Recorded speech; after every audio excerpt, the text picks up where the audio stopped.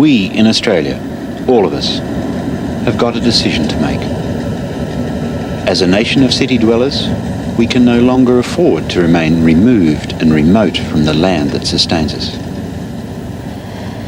Our wealth, the standard of living we all enjoy, our vitality as a nation is realised by two industries, by mining and by agriculture.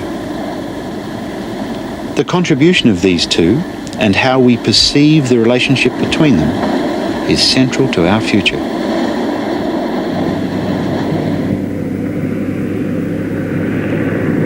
It's out here, in the empty inland, that the signs of a change in that relationship can be seen.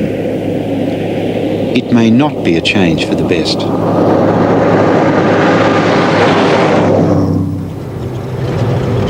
This really is an amazing road. It's a long bush track that threads its way through southern Australia.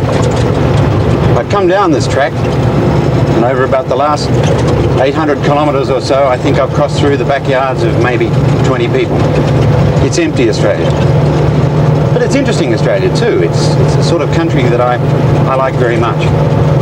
I've come down through Channel Country, sand dunes, gibber plains, and now we're coming down this last little stage, a big old man saltbush plain, the Mundi Plain. And it's wide, and it's flat, and it's treeless, and in many ways typifies inland Australia. It's empty, but it's beautiful to me. And one of the surprising things about this road, this track, as I come down through this Mundi Plain, it's so empty, is that suddenly we can see the signs, the trappings of civilization, the marks of man on the landscape. And they're not here because of the pastoral use we make of this country. They're here because we're just outside a mining town, Broken Hill.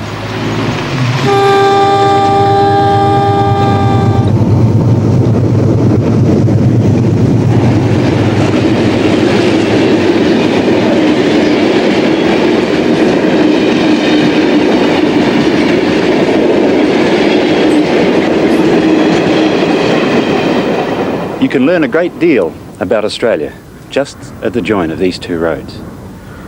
I always find it rather interesting to come to the end of this bush track and cross a bitumen road and a railway line knifing away across the landscape. They always seem to me the tracks of modern man. They all seem so foreign out here. Much of the wealth that we all Australians enjoy is generated out here in inland Australia. And these roads and these railway lines take that wealth away to the cities, to where the people are. Now, mining has become very important to most Australians. It looms large in our belief for a future. Perhaps you could say it almost seems our salvation. I don't think it's going to be. I think that mining is going to be ephemeral, and its wealth and its benefit to us all will disappear. And it'll be to these lands, to empty Australia, that we'll have to turn for our salvation and our future.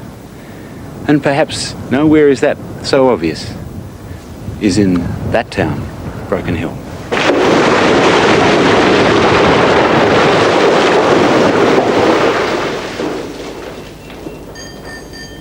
Broken Hill is the jewel of the southern inland of Australia, a town of people in an area that would be empty without it. It supports a population of nearly 30,000, as it has done virtually unchanged for the 100 years it's been going. The town's built around a hill that was almost pure silver, lead and zinc. Started originally with capital from surrounding pastoralists, it became so rich, the money from the hill spawned industrial Australia. The towns of Port Pirie, Whyalla, Wollongong and Newcastle owe their beginnings to this hole in the ground. It's been one of the world's great mines. A place where so many of Australia's social and political achievements echo through the upheaval of rock and old buildings. It's hard to imagine Australia without this town, Broken Hill, yet it's coming to an end. This pit is the site of the first mine sunk at Broken Hill. This place is like a monument. It's a turning point, a milestone in Australia's history. This pit was dug by men using hammer and tap and muscle and sweat. The miners and their wives and families came here seeking their share of the wealth of Broken Hill. The great forces that have shaped the political and economic history of Australia had their origins in this mine, some of the other mines, and in this town. And that's the legacy of Broken Hill. But the most important message is here, and that is, when the ore is gone, all that you have left is a hole in the ground. Racing, Tony's again down there the inside. The sun is on, remember the first to get going. Away very speedily too with Fritz Nomian and Celotex is up prominently placed. Broken Hill has lost its reason to exist. And even as its people celebrate their centenary, they know that hundreds of their workmates have recently been retrenched. By the turn of the century, this will be a ghost town. The loss to Australia will be far more than silver, lead and zinc. The social costs will be much greater. After all, which pleasure is the leader with about 350 metres left to go. It's rather running the home turn by about 282. Place your best second. Blakely is running third as they have seen the Pacific Cruise for 9 by home and out. Which pleasure in the 200 metre mark in front. It's which pleasure in front about half-length clear. Place your best is coming up with pleasure. Which pleasure, place your best, but which pleasure is place your best on the inner. Place your best has come there to win. Australia has come to depend on mining towns to provide for the needs of the people in the inland. Hospitals, schools and shops. What will life be like for these people when the miners go? Number 2, place your bet, written by 8 seconds.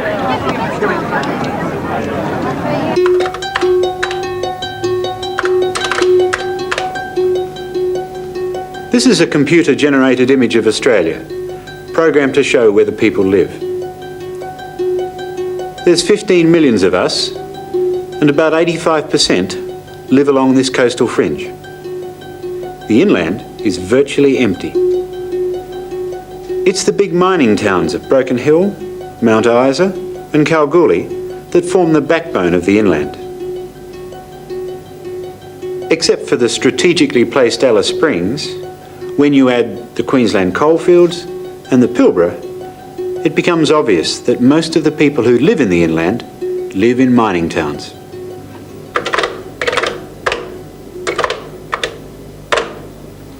What the example of Broken Hill shows us is that the wealth of mining is finite. It will run out. Australia has been very fortunate. When one mine has closed, another, somewhere else, has opened. But mining methods have changed.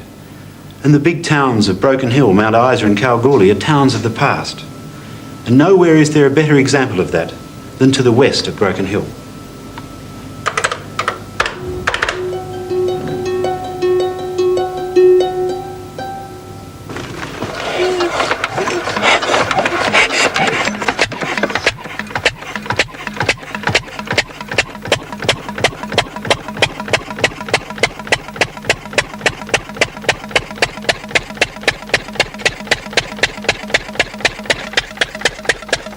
His name is Tom Allison. For the last 15 years, Tom and his family have managed a large sheep and cattle property in inland Australia. The country is poor with very little water. In a far corner of his property, there's a dam that was built in the year of the Olympic Games in Melbourne. It's called Olympic Dam. And now It's the site of one of the largest mineral deposits that's ever been discovered. After the discovery, the name of Tom's property echoed around the world and is now a household word, Roxby Downs. The Olympic Dam site is a copper mine with some uranium and gold thrown in. It's so big they haven't yet discovered the end of the lode. At least a part of this remote and sleepy sheep station will never be the same again.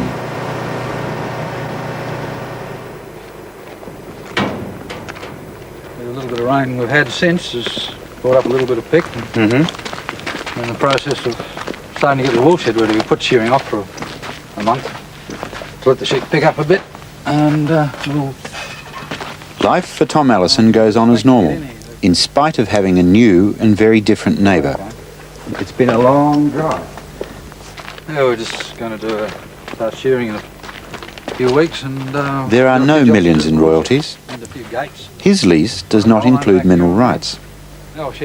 In fact, the mine area has been fenced off and removed from Tom's property, including Olympic Dam, where he used to water his stock. But we're going to get some advantages out of Olympic Dam. And get a good bitumen road not too far from our house. Yes. Shopping centre. But there's other disadvantages too. Our sheep are not used to people, and they frighten very easily. Yeah.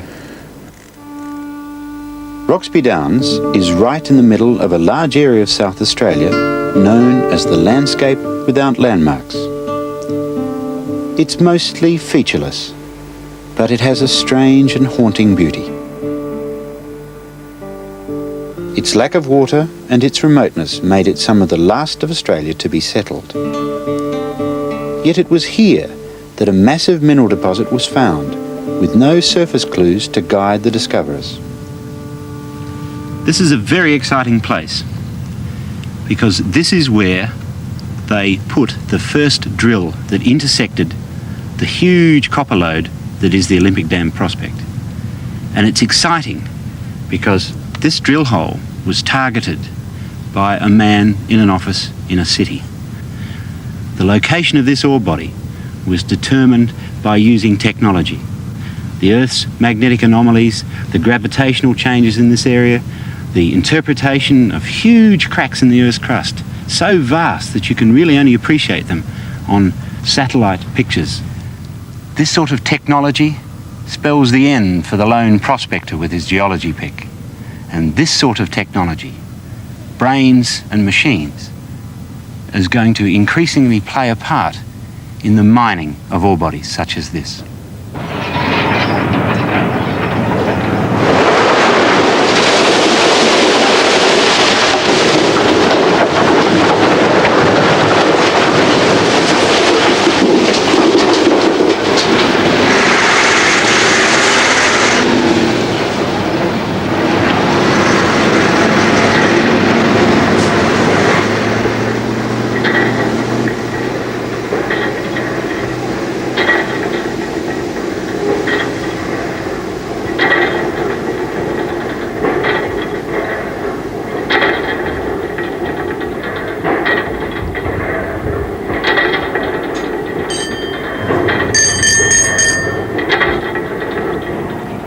This looks like a traditional mine working, but it isn't.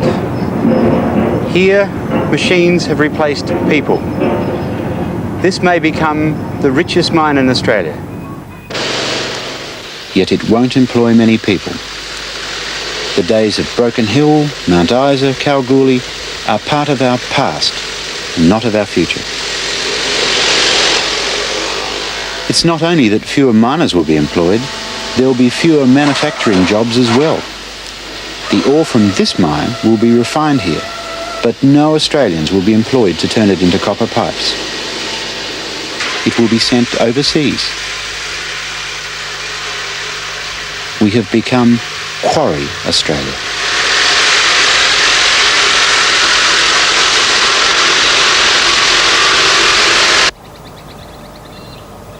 there is an alternative. The land can be productive forever. Tom Allison's one of the forgotten Australians. They manage huge areas of land, most of our country. There aren't many of them, yet every farmer and grazier in the country feeds and clothes 70 people. While Australia's pinned its hopes on the mine down the road, our agricultural industry is in decline. Roxby Downs is typical of what's happening in inland Australia. It was once a thriving place employing many people, but not anymore. When we came here, we decided we wanted to do a little bit to the homestead here, but it was beyond repair in as far as being an economical proposition to repair it, it was just hopeless.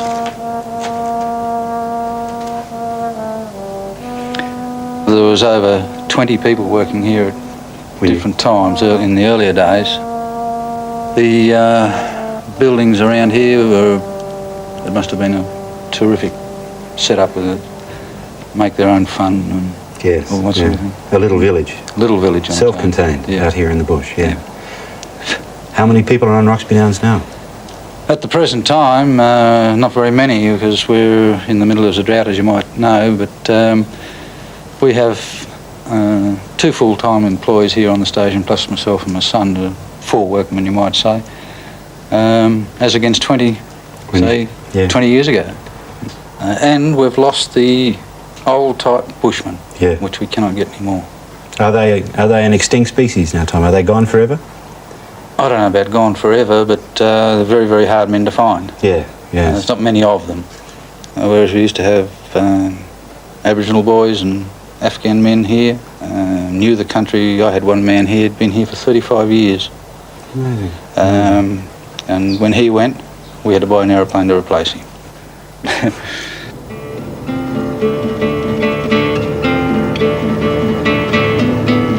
The mine site looks very active by comparison.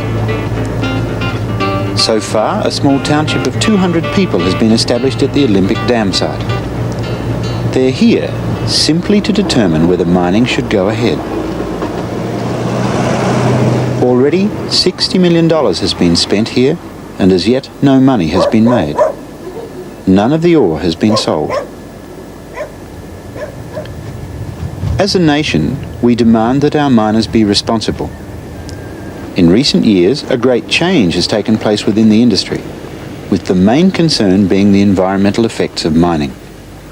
If the mine goes ahead, about 8,000 people will live here. The site for the town has been chosen with enormous care. Every tree here has been marked on a plan, and after every building has been built, every drain dug, and the last person moved in, not one tree will have been removed.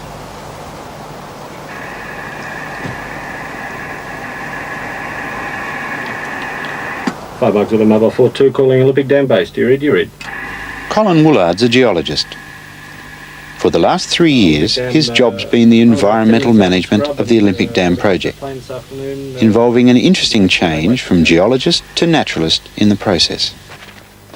This is one of the pendulous mile forms I was telling you about. You don't have to be with Colin for very long to realise his fascination for this arid country. I was told a rather interesting story about them by an old Aboriginal.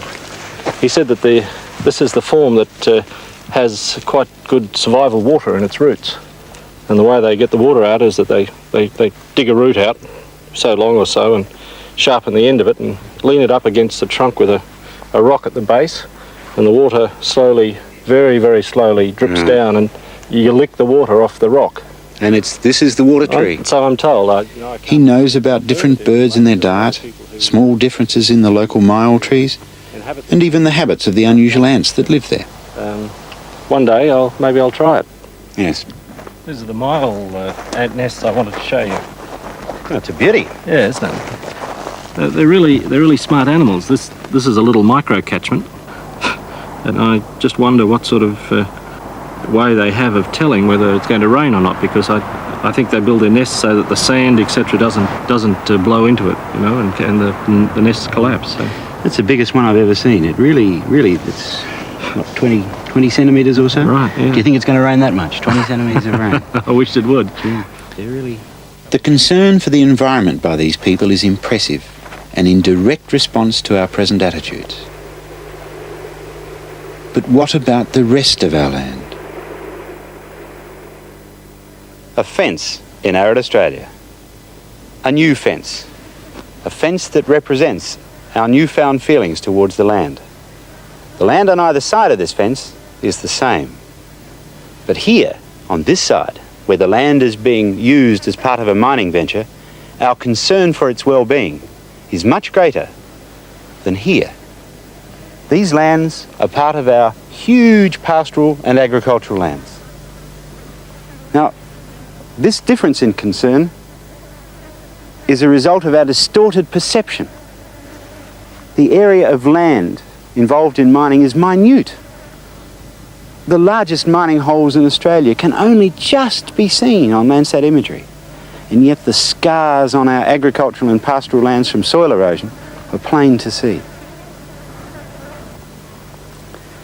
This is madness, for it is these lands that will support us forever.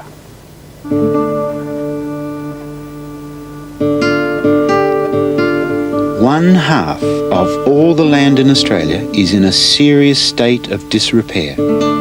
Indeed, 1/10 of our usable land has been destroyed beyond repair, all in the last 200 years. It's an ecological disaster of such immense proportion it dwarfs any other conservation issue. And it's still going on. We know why it's happening. We know how to stop it. But we don't. We are not concerned. The land belongs to all of us, yet there's no public outcry and no national plan to fix it. There's no plan to stop it. The land is our real wealth and the wealth of our children. It's blowing and washing away. Our concern is misplaced, and nowhere shows that better than the dam that lent its name to this mine.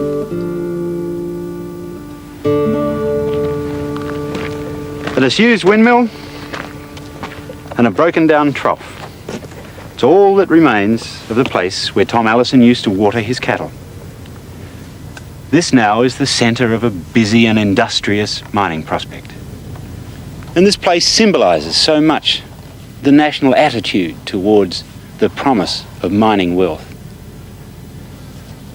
But I think those attitudes are foolhardy.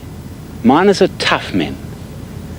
And if the economics goes bad, then all of this will disappear like a mirage in the desert.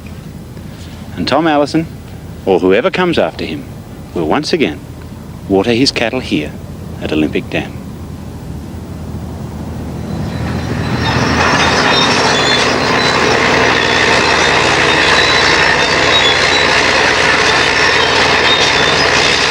$60 million have been spent already, and as yet no decision has been made to go ahead. There's a real possibility it won't. Copper is a very common mineral deposit around the world, and demand for it is falling. The silicon chip and optical fibres are replacing copper wire, and polythene is replacing copper pipe. But even if it does go ahead, it's a system of mining that's already been replaced.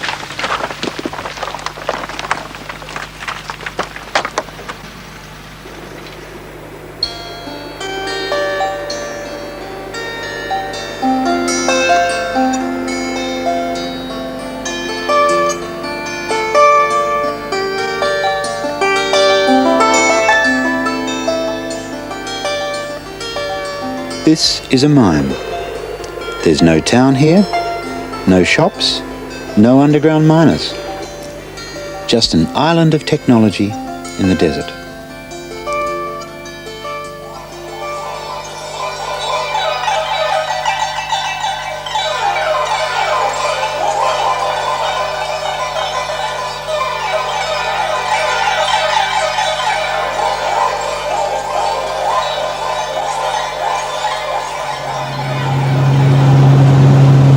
No one lives here. It's manned by skilled technicians. They fly in for 2 weeks, then fly out for 2 weeks off in the city.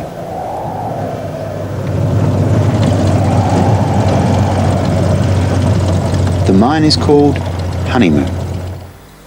It was set up to extract uranium by pumping chemicals into the ground and cycling them and the uranium back for treatment in this plant. Before it started, it was stopped by government for political and environmental reasons. The signs are all here for our future. In pinning our hopes on a place like this and diverting ourselves by debating mining issues, we're neglecting the only sustainable future we have, the land.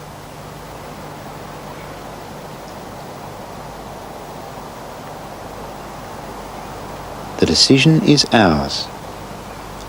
It's urgent, for it will determine what future we have.